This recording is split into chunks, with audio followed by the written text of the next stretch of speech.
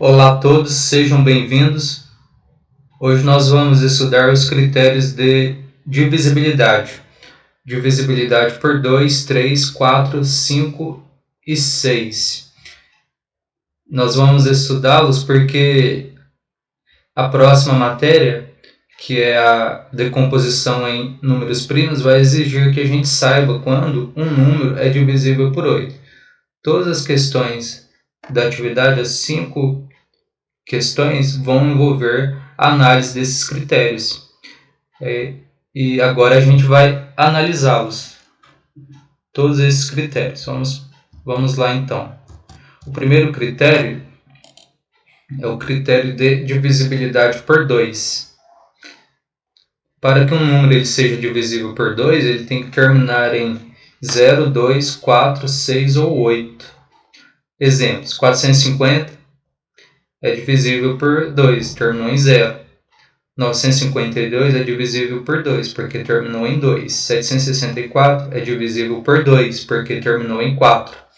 516 é divisível por 2, porque terminou em 6. E 128 também é divisível por 2, porque terminou em 8. Então, terminou em 0, 2, 4, 6 ou 8, o número é divisível por 2. Próximo critério é o critério de divisibilidade por 3. Esse critério diz o seguinte: para que um número seja divisível por 3, a soma dos seus algarismos deve ser divisível por 3. Algarismos são os números que formam os números. Então, a soma desses números tem que ser divisível por 3. No nosso sistema de numeração, nós temos 10 algarismos: o 0, 1, 2, 3, 4, 5, 6, 7, 8 e 9. Esses são algarismos, são os números que formam os números. Vamos pegar um exemplo. Eu quero saber se o número 258 ele é divisível por 3. O que eu tenho que fazer? Eu tenho que somar os algarismos. 2 mais 5, 7. 7 mais 8, 15. 15 dá para dividir por 3. Então, 258 também é. Certinho? Próximo número, 111. Será que é divisível por 3? Não sei, eu tenho que somar os algarismos. 1 mais 1, 2 mais 1, 3. 3 dá para dividir por 3. Então, 111 também dá para dividir por 3. 756. Será que é divisível por 3? Vamos somar os algarismos para sabermos. 7 mais 5, 12. 12 mais 6, 18. 18 dá para dividir por 3. Então, 756 também dá.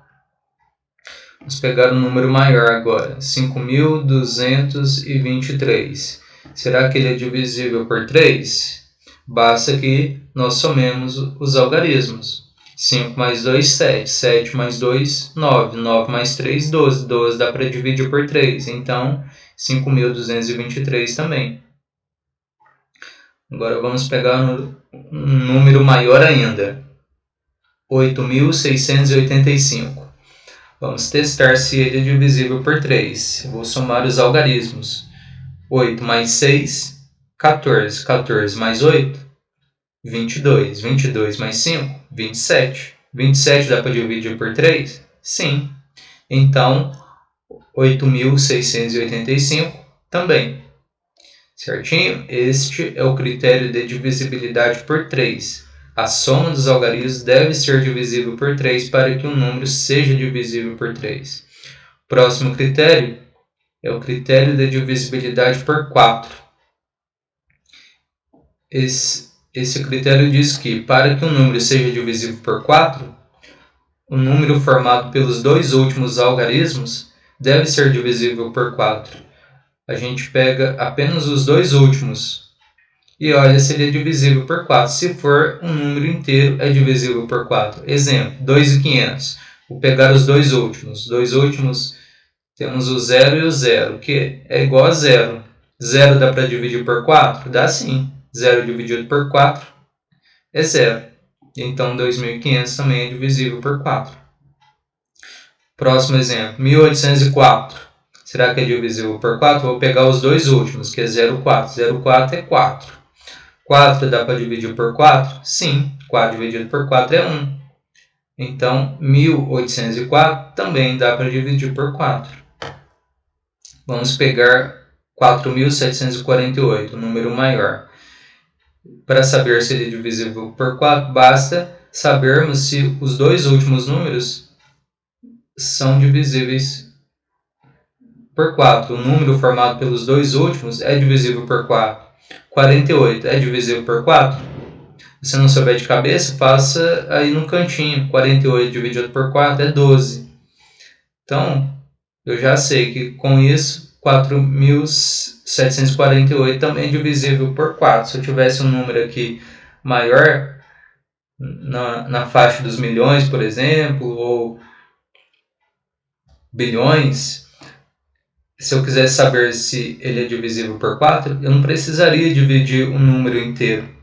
Bastaria olhar se o número formado pelos dois últimos algarismos é divisível por 4. Por isso que esse critério é útil. Basta que nós olhemos os dois últimos. Quanto maior o número for, melhor vai ser esse critério, porque a gente não vai precisar fazer tantas contas. Critério de divisibilidade por 5. Para que seja divisível por 5, o número tem que terminar em 0 ou 5. É bem simples esse. 0 ou 5, terminando em 0 ou 5, ele é divisível por 5. 620 é porque terminou em 0. 1875 também é, porque terminou em 5.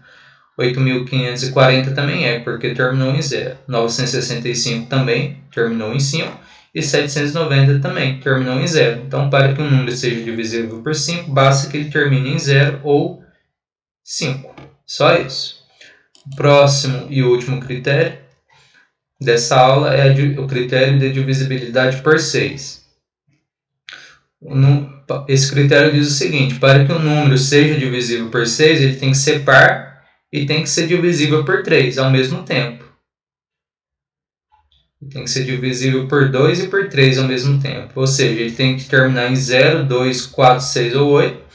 E a soma dos algarismos deve ser divisível por 3. Vamos pegar aqui o 552. Ele tem que ser par. Terminou em 2, então ele é par. Ok, primeira condição satisfeita.